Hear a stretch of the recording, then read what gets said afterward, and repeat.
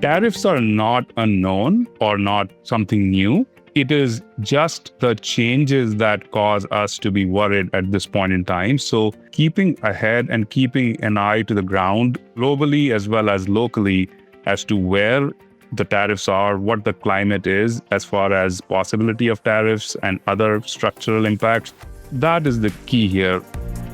Welcome back to CFO Weekly, where we're talking with financial leaders about how to build efficiency in their teams, create time for strategy, and ultimately get results. This podcast is brought to you by Personiv, the trusted leader in finance and accounting outsourcing for over 30 years. See how Personiv's customized solutions can help you streamline your operations with teams that start as small as one. Visit the website at personiv.com to learn more. I'm your host, Megan Weis. Let's jump right in. Today, I'm blessed to have two incredible guests, Michael Perica and Sameer Katiyar.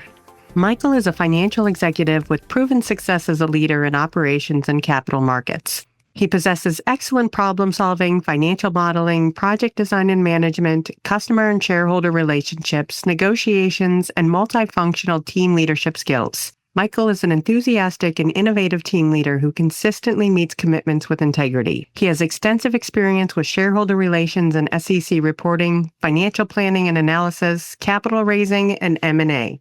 Michael currently serves as Chief Financial Officer at Rimini Street. Sameer is a finance executive and strategic business partner in the technology sector with broad expertise and a proven track record of achievement and leadership in FP&A, accounting, cost management, business integration and transformation, treasury, M&A, and investor relations in both public company and private equity environments. Sameer is currently serving as the Chief Financial Officer at Cleo.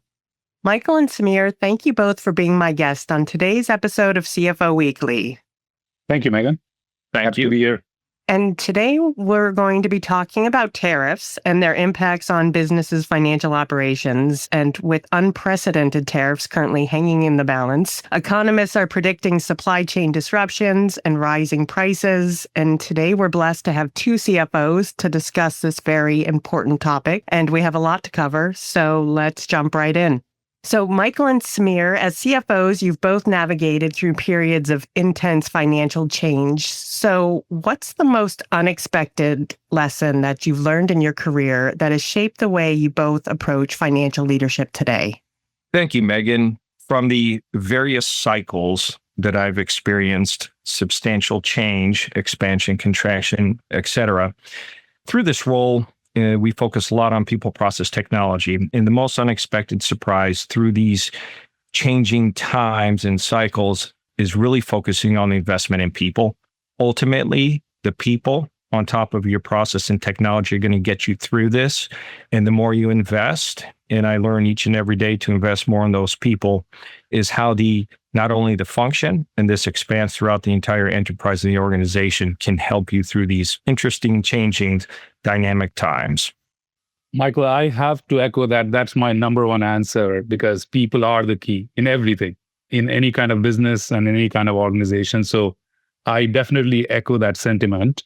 But since you've already touched on it, I'll also mention something else a little bit more that perhaps you have seen as well, which is just balancing core fundamental governance on the finance side with being very agile on the FP&A or the forecasting and predicting the business trends side of things.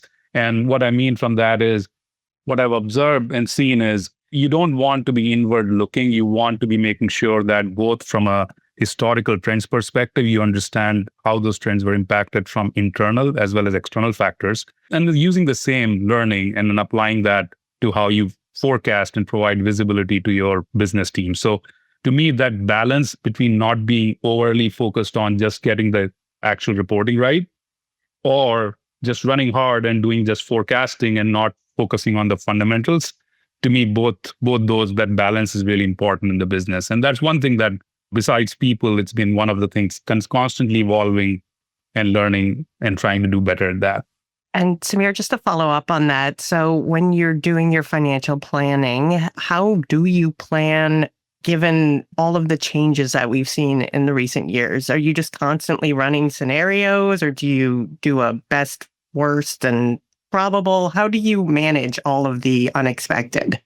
Yeah, so that's a good question. There is a point of diminishing return in terms of doing scenarios beyond a certain point. The plan is dead on arrival pretty much most of the time, right? Dead on arrival, as I mean, is you get it approved and then suddenly something's changed. We just got our plan approved and now here are the tariffs. So it's a balancing act. You do want to, and we do run scenarios from time to time. But what we rely more on is, monthly update on forecasting, incremental updates, not major. And then, going for something that we are trying to get to, which is 18 months rolling forecast. I know a lot of companies try to do that. Others, probably with bigger teams, have that in place already. But that's something that we are trying to get to here at my company here. But then generally, that's what I've done in the past. Michael, anything to add? Certainly. In building off Sameer's comments, ultimately, it's flexibility, not within your own function. As he noted, is to have insights with the entire enterprise. We use the term business partner a lot, but it is critical, once again, investing in your people, and your people are investing in other functions, other leaders within that function. You can have a dynamic scenario analysis and flexibility, and that's still insular. And looking at the overall market, the industry, partnering with not only the overall economy, the particular industry, from a regional, a theater perspective, and working with your marketing organization so you can provide thoughtful conversations and insights. So all of the information, as much as feasible, can be used to make the right business decision, ultimately the capital allocation to get your return. And never could that be more prescient than the current times with tariffs. And in your experience, how do tariffs affect the financial stability of companies, maybe specifically in the technology and industrial sectors? But do you see differences across industry? In no uncertain terms, it can be was for myself, a destabilizing event.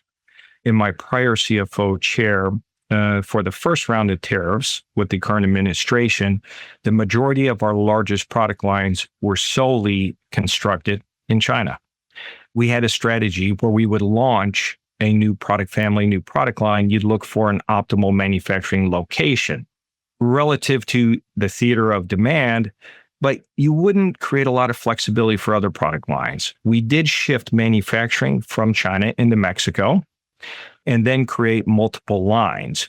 I will say those organizations, and now we also pass through pricing, and we also were able to embark on exemptions with the U.S. Trade Representative, and I believe that will be the case again, and use many other first sale doctrines to offset. Now, ultimately, those organizations that were impacted in the first round, it is relatively new. You will dust off, and you likely continue scenario analysis and a global look and have ability to shift more dynamically and quickly. You are in a better position than others that are embarking on this the first time. Sameer, anything? Yeah, the only, Michael's been through this much more, having been in the supply chain. I have primarily been looking at this from a software perspective as a supplier to industries where Michael would have worked, and of course in the manufacturing, distribution, logistics space. The only thing that I would add is I do believe that more than short-term volatility, it's, to me, the long-term. If we have, and what I mean by that is, if there is stability as far as tariffs are concerned, I think companies tend to work around, figure out what to do. It's the short-term, whipsaw, tariffs on, tariffs off, those kind of things that actually cause, to my mind, the maximum impact and make it really hard for companies and CFOs to actually help their business and their customers provide the value that they're looking for. So the only thing I would say is to the point that Michael mentioned really early on, which is people, process, tools. People are super important, obviously, but getting the right tools deployed within the business becomes hyper-critical to help us manage our supply chains or any other internal processes. So that's the only thing that I would add to what Michael said. And Michael, how have you seen businesses adjust their financial strategies to manage the additional costs associated with tariffs? And are these adjustments sustainable in the long term? So from an adjustment standpoint, I would strongly recommend, and building off Sameer's comments, that what feels quite a bit different this go round is the short-term vacillating of policy. That was different versus the first go round, and it's very challenging, extremely challenging to make long-term capital deployment decisions where there's short-term policy fluctuations. Again, flexibility. However, one should have plan A and a plan B, and Sameer noted this as well. Based on different scenarios, one cannot plan for every eventuality, but this is something that I would strongly recommend is in place if one would be impacted on the potential areas, and we hear a lot about Mexico, China, Canada, but also discussions, threats, if you will, in the European Union on potential tariffs, and making assessments on yourself, what one can do for market pricing, near, intermediate, longer term. And in that plan A and plan B, I would strongly suggest go through one more time through your bottoms up planning cycle, understand what's a nice to have and what's a got to have from a project perspective. And here at Rimini Street, we're very strong at assisting folks in having many conversations, particularly on the IT systems, how they can maximize and also be flexible to change their organization. And Sameer, with your experience in FP&A and M&A, how do tariffs influence the strategic decisions that companies make during acquisitions or cross-border mergers? So as far as financial planning analysis is concerned, of course, as I mentioned earlier, those are part of your scenario planning, right? You're trying to make sure that you understand, have the right level of visibility as you think about what your underlying business is doing. And then if you're acquiring something, you work through some of those same sort of factors or considerations. I do, again, think about, want to bring back the point that I was making earlier, which is visibility is super important, and also the predictability if you have it. So companies generally try to look for, at least in my experience, always looking for locations, countries, or areas where there is stability and a little bit of visibility as much as you can have, so that you can actually make a decision that will be longer term rather than something that is going to be impacted by short-term forces. Now, of course, you can't predict everything, but generally, companies, investors gravitate towards visibility and predictability. If you have that, then that's where you would focus on, and that's where investors go, and that's where I would make or would have made investments if the option is there. And from a CFO's perspective, what role does risk management play when managing tariff-induced costs? And how do you balance operational efficiency with increased expenses? So again, stressing the nice to have, the got to have. And it takes discipline relative to your business priorities to not only pause a project that's in the nice to have category, and there will be varying opinions on what's strategic, what's critical, et cetera, is to have that discipline and focus with a priority set. And ultimately, from an operations perspective, at all times, one should be seeking efficiencies and continuous improvement. We say it a lot when there is a storm potentially coming in tariffs, but it takes a greater priority during these times, but it's something that should always be in place. And I'll go back to my previous comment that the need to shift if one has global demand and sources globally, which is typical of those that that produce products these days as a result of globalization. Now we're talking about deglobalizing, but the demand isn't going to shift as quickly as the supply, is to take this into account whenever you are launching a new business. Relative to your previous question from an M&A, from an integration standpoint, take this into account to have this flexibility that can give you, even if demand changes or if it's a driven supply chains through a tariff policy, you will be so much better off than your competitors. But I do want to say, we haven't touched on it yet, that all organizations, and I look deep into this, would prefer to onshore. The best case is to have local sourcing and local production for your local demand. But there are challenges. here domestically from an onshoring perspective, and the challenge I ran into, and I believe it's even more challenging today than it was during the first round of tariffs, was finding reliable, cost-effective, unskilled labor here domestically. That is the number one challenge. And it's difficult to see how this issue is going to be solved based on the current policy. So I'm not sure this is going to be the number one choice through the analysis of organizations that are dealing with this challenge. I think Michael covered it really well. What I would like to add to that, very valid points. One other factor in all this is looking at it in vacuum is always one of the things that sometimes worries me, where potentially companies as well as investors look at it and then have a reaction to it. There is always counter measures that come into play, both from a global as well as local perspective. So for example, tariffs in place, most likely there will be some offsets by countries to, help their companies that are exporting by giving them some sort of relief in some way, shape, or form. Within the US, there's potentially going to be tax cuts and other things that will happen from an income tax perspective for companies. We don't know whether it's there or not, and that's part of the uncertainty.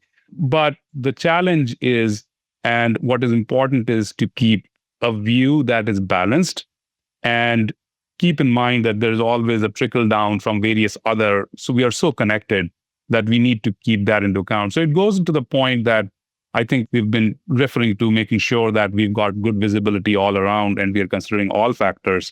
I'm in a little bit of camp where the tariffs may or may not be as bad as they look on the face of it. And there may be a silver lining to all this. And that's kind of my glass half full kind of mentality a little bit. The other part that I would say is, and again, we talked about it, I can't stress enough, visibility as far as tools are concerned is really, really important. Michael mentioned how Rimini Street helps. I would say similar things for other organizations in the supply chain space, including where I work at Cleo. Same thing, right? You want to make sure that you are engaging the best tools, best people to help you drive the organization with a high degree of agility, as well as making sure that you're getting all the information that you need for making the right decisions. So I think tools are really important. Just they need to be deployed judiciously. And again, you can go overboard, but making sure that you make the right choice. So how I would respond to that question, Megan? And I'm just curious if either of you have an opinion on this, but given the global nature of business these days, do you think that these tariffs are going to have the desired effects, or are people just going to shift where they're purchasing items from? Ultimately, at the core, I think what's lost in the discussion is tariffs were instituted for a protectionist policy. And ultimately, the preference would be onshoring, as I referenced previously. But a protectionist policy will protect local organizations that can have higher prices. That's a component of this, and that's what we saw largely in the first go-around. However, from the vantage point of inciting, as Sameer noted, our organization, our respective organization, finance organization, that is not only internal looking, external analysis and understanding the industry, where competitors sit, what their pricing movements are, to do analysis as to, well, hold on, can we drive volumes by not increasing and not passing through and have efficiencies through volumes and embark on a different pricing strategy to have a competitive advantage?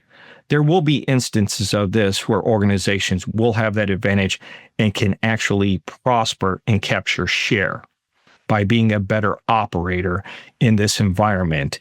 And those that are just looking for a new, more cost-effective, non-tariff location to produce product and then ultimately passing through may get left behind here. Though this is disruptive, it can be destabilizing. The better operators can find opportunity and will be able to capture share in these environments.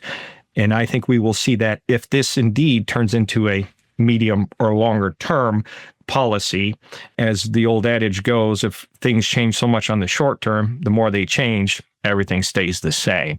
It's very difficult to be ahead of that, nearly impossible. So this is where, from a desired effect perspective, I think we'll have instances of those taking advantage of this, but it's hard to see near to intermediate term the desired effect of substantial direct capital investment domestically and to provide employment opportunity that would not be inflationary is hard for me to see at this time. It's really difficult. What Michael said makes perfect sense, and I fully agree with that. I would only say here that Michael is absolutely right that there is inflationary pressure. My expectation, there will be some monetary policy decisions that will, the job from the Fed is really, really tough here in this environment, right? They're trying to manage inflation down, and here we are talking about inflation. What do they do? But there are, again, to my point, that there are other things that should come into play as these tariffs take hold. If they do, we don't know the extent of those tariffs, but there are various factors to consider. So in addition to what these tariffs are causing in terms of instability, based on what we are seeing in terms of what they can cause or are causing, the only way to go about is making sure that we are going back to the basics. And as we've discussed earlier during this discussion, we just need to make sure that we are creating the right level of scenario planning for ourselves. And as we mentioned earlier, or Michael said, plan A, plan B, plan C, we just need to have those. And that's the only way to be prepared.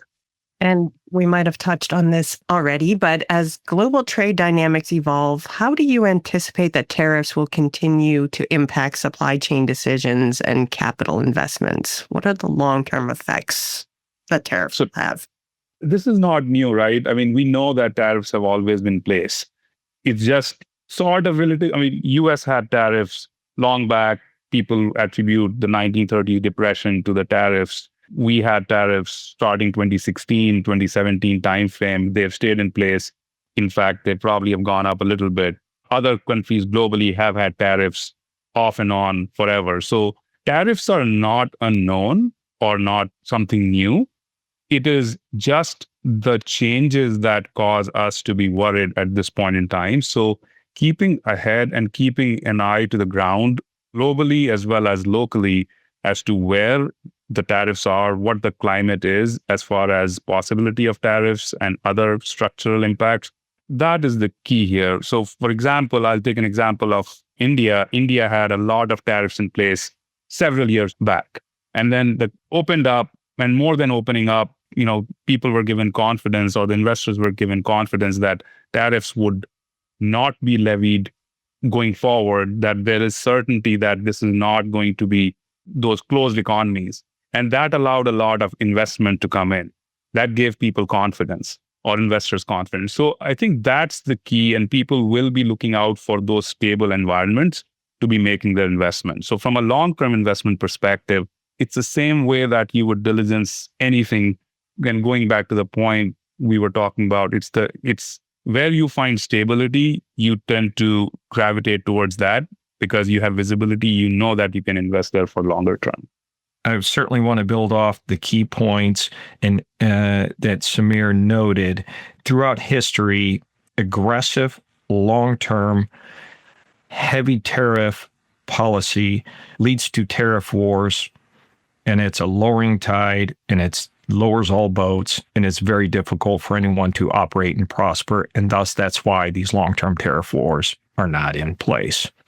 Ultimately, the quicker the results in how organizations are able to either manage or are harmed, as well as ultimately the consumer is harmed, the more aggressive this policy is, the quicker we're going to get this answer. And I think the answer is going to echo what we've seen in history. Nonetheless, there is a path, as I cited previously, where a moderate that doesn't inflame to an entire tariff war We're going to see some winners and we're going to see some losers. And there is business opportunity here in no uncertain terms. But ultimately, the essence of this discussion, right, is to do nothing and just be entirely responsive is a very poor business strategy. And ultimately, that organization, its shareholders, its employees are going to be left behind. And Michael, building on that, how have you seen companies adapt financial frameworks in response to changes in tariffs or trade policy shifts?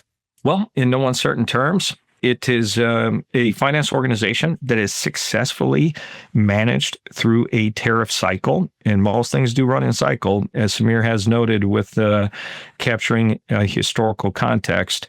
They're better positioned. And the lessons that are learned and always through these changes, an organization creates a new skill set.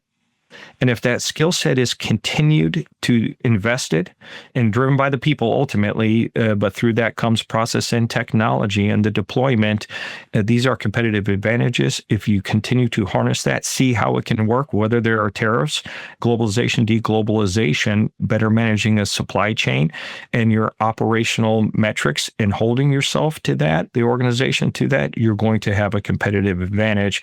And that's the exciting part of this. And that's where I think the organizations that have this approach really have more of an opportunity here. And Sameer, with your experience in investor relations, how do businesses communicate tariff-related risks to investors and stakeholders? That is, I think the core of investor relations is being as transparent as possible with your investors. All investors prefer and value a clear visibility and ability to understand and the transparency that a management can provide. So certainly, and we've seen this, there's been such a major spike. I think it's 3 times what it was before, the word tariff was brought up on investor calls by CFOs during their, in the last couple of quarters. So certainly folks are discussing this, but that's the key here. You have to be transparent. You have to provide them with, this is the likely impact or not. And you don't have to, of course, say what the exact impact is. There's no way that anyone would know that. But at the same time, communicating what the company is doing to actually address this uncertainty and how the company is going to be able to move forward from these changes and continue to become a stronger organization. Again, giving investors that visibility always provides them the confidence, which ultimately leads to higher value because there is more clarity into where the organization is ultimately going. And we've touched on this, but how have tariffs influenced the decision-making process regarding pricing for businesses that rely heavily on imports? Is the only option to pass the price increase along to the consumer? It's definitely not the only option. And I don't think that it's a real option that passing on the price increases. There is a combination of increasing efficiency. And again, goes back to the kind of tools that you have. You want to make sure that you're able to disperse or take the concentration out of your supply chain. And for that, you need tools that can help you monitor where you're getting where you're sourcing more from or less from, and where you want to move this supply chain, and how do you want to balance that out. So tools like that are super, super helpful and important, and they will help provide the competitive advantage that Michael was referring to earlier, as well as the ability to run the organization in a more efficient manner. So essentially, while you will have to provide, depending on the pricing, elasticity that you have for your product, you'll be able to price it in a way that you're not just passing on the price to the customer, but also driving some efficiencies which manage this in a way that is less painful all around. Building off of Sameer's comments to the point of passing through pricing, likely one of 2 things would occur if one embarks on this strategy of not looking, as Sameer noted, for efficiencies, looking for alternatives in the entire toolkit, globally, domestically, et cetera. You're either going to impact the demand for your product or you're going to enable a competitor. It is hard to imagine, and I don't think there will be many instances that one will pass through pricing and your bottom line on your profit and loss statement will stay the same. Hard to imagine. And that, in my view, would be a failed strategy. Nonetheless, thankfully, we're not hearing a whole lot about a universal tariff concept on all imports, because that seems like a great disincentive for anyone to do anything. And then to stimulate onshoring, it's hard to see it wouldn't lead to inflation. So ultimately, as we've been discussing, as Sameer noted, one needs to look for, through your operations, a competitive advantage to offset as great as possible. And I can't stress enough that folks will continue to analyze onshoring, and hopefully there are cases where this can work.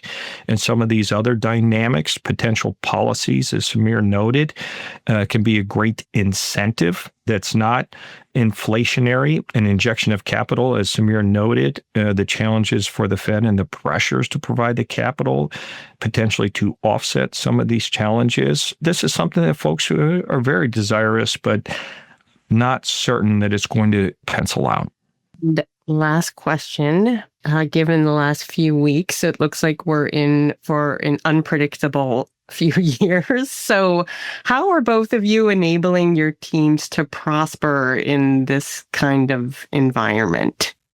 Going back to the very beginning, investing in our people and taking this challenge as an opportunity for us, not only internally. And we're in a wonderful situation here at Rimini Street, where one of if not the largest end market segment for us is global manufacturing.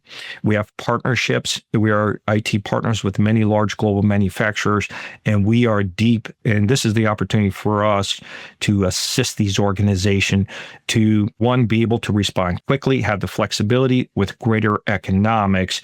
And this is something that we espouse internally, and that, frankly, as we started earlier, you've been around sitting in this chair long enough, you've been through cycles and challenges, that ultimately you realize it creates opportunities, and that, though stressful, though challenging, there are greater rewards if one's able to execute and recognize that the challenge in front of us, we're going to have to address it in uncertain terms, and let's look for the opportunity. Michael said it exactly right. This uncertainty requires organizations, and the organizations that would be best placed would be the ones that are prepared for it. And it's important for organizations to look at all areas where they can minimize any kind of uncertainty, and therefore, or be prepared for the uncertainty and be able to have processes, tools, policies, and business strategy that will enable them to weather this as we move forward. So it's, again, going back, I think we're going full circle here.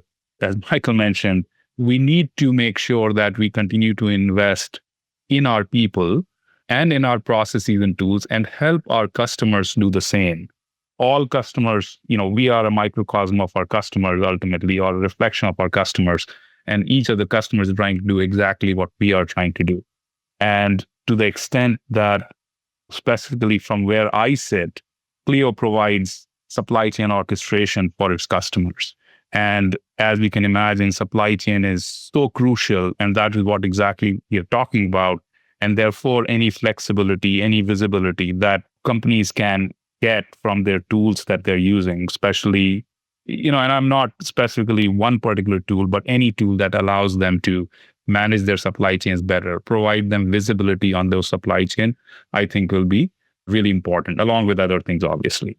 So that, I think, is the key, that making sure that you're prepared.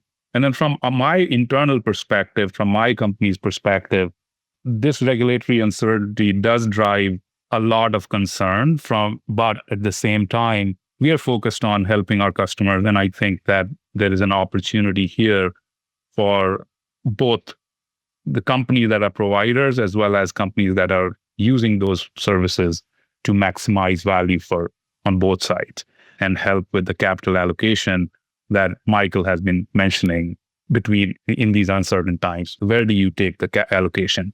Does it go into growth? Does it go into cost efficiencies, into other areas?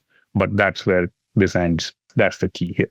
Michael and Sameer, thank you both very much for being my guests today. Thank you.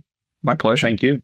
Yeah, I really enjoyed speaking with you both. And thank you so much for finding the time to be here with us today to share your experience and knowledge. And I wish you all the best. Thank you, Megan. Thank you again. You've been listening to CFO Weekly, presented by Persona. Please subscribe wherever you get your podcasts to hear all of our episodes. Want to learn more? Check out personiv.com. Thanks for listening.